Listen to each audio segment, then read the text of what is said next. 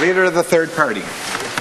Merci, Monsieur le Président. Monsieur le Président, c'est le 7 février aujourd'hui. Il y a 4 ans, jour pour jour, le gouvernement conservateur signait un entente unilatérale avec J.D. Irving pour augmenter radicalement le coût de bois d'œuvre sur les terres de la Couronne. Des arbres qui servaient d'habitat aux animaux sauvages, des arbres qui empêchaient les ruisseaux et les rivières de déborder. Les gens du Nouveau-Brunswick sont choqués de toutes ces coupes à blanc. Les gens du Nouveau-Brunswick sont furieux des arrosages de glyphosate et ils en ont assez des inondations et des ravages de l'érosion. Pourquoi le gouvernement au pouvoir n'a-t-il rien fait pour modifier un plan forestier aussi destructeur? The Honourable Minister of Forestry. To the member opposite, thank you very much for the question, and it's certainly good to talk about a traditional industry in the province, Mr. Speaker. You know, job creation and economic growth are very important to New Brunswickers, Mr. Speaker.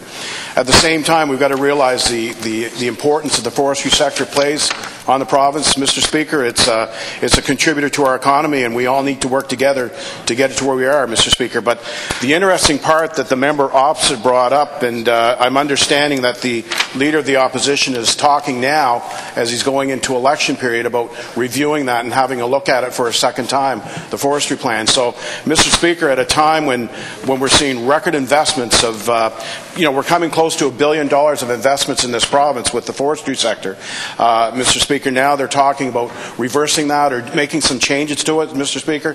I don't understand where they're getting at on that part of it, but, Mr. Speaker, I think every man and woman in this House should be standing up for everybody that's in the forestry sector, for every single person. Time, member. Recognize the Leader of the third party. Mr. Speaker, we've had 4 years now of experience with this destructive and unfair forestry plan, which this government promised to review, and they broke that promise. New Brunswickers have had it with all the clear cutting. New Brunswickers have had it with all the glyphosate spraying. New Brunswickers have had it with governments who refuse to stand with them, but choose to stand with billionaires. Mr. Speaker, what does this get us in return? Washed out roads, destroyed bridges, deer plaguing our neighbourhoods because there's no habitat for them in the woods, woodlot owners whose livelihoods have been undermined, and a 20% tariff on independent sawmills when there was none before. Mr. Speaker, who is in charge of managing our forests? Because it doesn't appear to me that it's any longer this elected government. Recognize the Minister responsible for Resource Development. Mr. Speaker, the innuendo that comes from the Leader of the Opposition is somewhat disturbing. I mean, Mr. Speaker, I don't know if he gets how we grow the economy. How do we pay for the social programs? How we pay for education? How we pay for health care? Some of the priorities in New Brunswickers, Mr. Speaker. But, the interesting part is, when he comes into the House, he talks about need for increased wages, social assistance, new things for apartments, for a new apartment, for housing, for foster care, for shelter care for women, access to health care, better seniors care. The list goes on. Well, Mr. Speaker, where does that money come from? And then he talks about billionaires. Well, Mr. Speaker, at what point in time in the province do we sever the cord with discussions with any companies, Mr. Speaker, whether it be large companies, small companies, or medium-sized companies? Mr. Speaker, does he realize that many companies started in their back garage? I know that Mr. Speaker, he was upset when we were talking about the Cook Aquaculture Company. Minister, Leader of the third party. Mr. Speaker, the Minister can deflect all he wants, but it doesn't change the fact that the government here lacks the courage that Louis J. Robichaud had to stand up to Casey Irving when it was necessary to do so. I got the courage. He refused to let himself be captured by corporate agendas, unlike this government. Instead, we've had no changes to the unfair and damaging Tory forestry plan. There's been no accommodation for First Nations.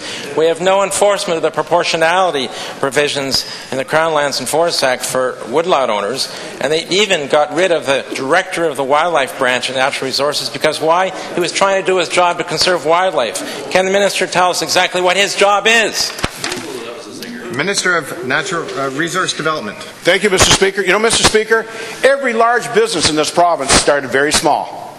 Very small. Cook Aquaculture, now a global leader, 3 people started that company in the back garage, Mr. Speaker.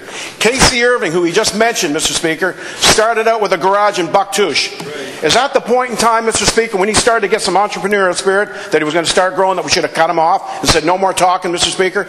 I don't care if it's a small business or a large business. We need to have discussions with them, Mr. Speaker.